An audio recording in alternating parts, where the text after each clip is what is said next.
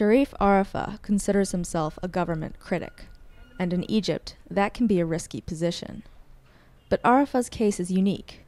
To start, his brand of criticism takes the form of art, and what's more, he's employed by a government newspaper.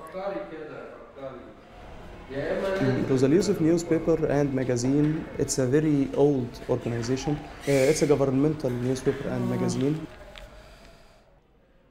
Arafa is a dentist by training, but has worked at his real passion as a political cartoonist for the past 10 years, supplementing his income with a self-improvement business on the side. I work as a cartoonist to spot the defects, to criticize the wrong things I see. I try to say anything I want, everything I want. I try to diagnose the problem because it's the first step to treat the problem, to treat this disease of this nation. Among Arafa's favorite topics to illustrate are Egypt's broken education system and religious extremism.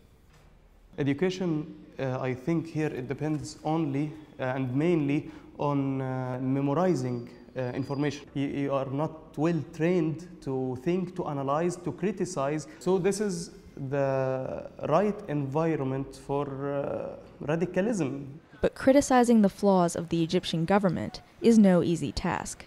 Egyptian President Hosni Mubarak has ruled for nearly 3 decades, and his regime has never been particularly friendly to the notion of a free press.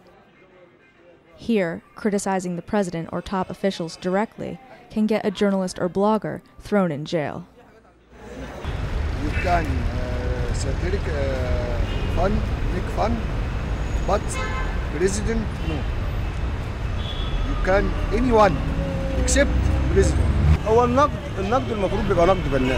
So while Arafa's cartoons may take a critical tone, he has learned to do so within the confines of what he calls the red lines. I have a character called the Responsible.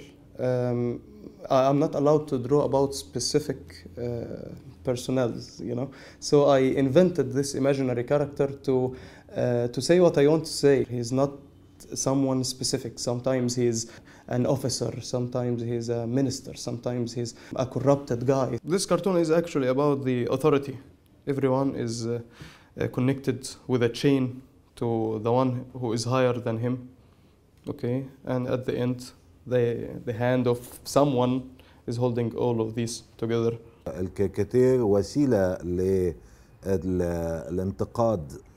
أنا مش بمنع قبل ما يرسم علشان ما أقيدش تفكيره، لكن هو عارف التحفظات الأساسية في سياسة التحرير.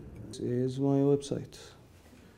Just a minute. Even so, Arafa is outspoken for an Egyptian cartoonist, and he saves his more critical cartoons for his personal website. In Arabic, we have the same word, leadership and driving. So the leader is the driver. So I am drawing this guy with a car with no wheels, okay?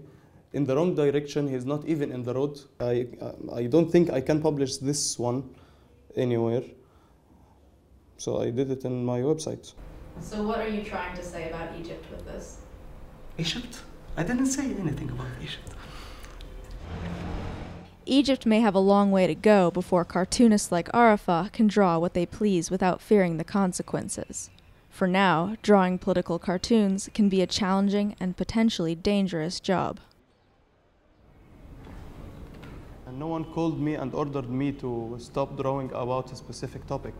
My website has been hacked several times by I don't know whom. Some people criticize me and criticize my work because they believe that I criticize the religion itself. I never do that. I criticize the radicalism itself. But even Arafa is nervous to say just what would happen if he pushed the limit too far by drawing something directly critical of President Hosni Mubarak. Why? What would happen if you drew a cartoon about that? I don't want to. Why not? I don't want to.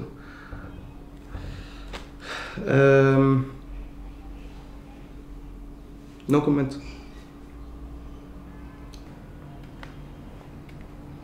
My mother is afraid because every day she sees the cartoon I publish. She tells me every day that I shouldn't be drawing this stuff. But so far, he says, his cartoons mostly meet positive responses, and he plans to keep pushing the envelope further. I don't want to see any journalist threatened to be put in jail or something. I don't want to see this happening in my country. Press should be free without any limits, because this is the way you educate people. You let them know the truth. Journalism is telling your opinion and telling the truth. If you are afraid of such a thing, this means there's something wrong. Today's newspapers are reporting on President Hosni Mubarak's recent surgery, an event that has been fueling speculation about the 81-year-old ruler's successor. But for Arafa's art, the subject is off limits. The major stories today are President Hosni Mubarak's surgical operation in Germany, and this is a perfect topic not to draw about. Instead, he'll opt for something a little less critical that still pokes fun at the regime.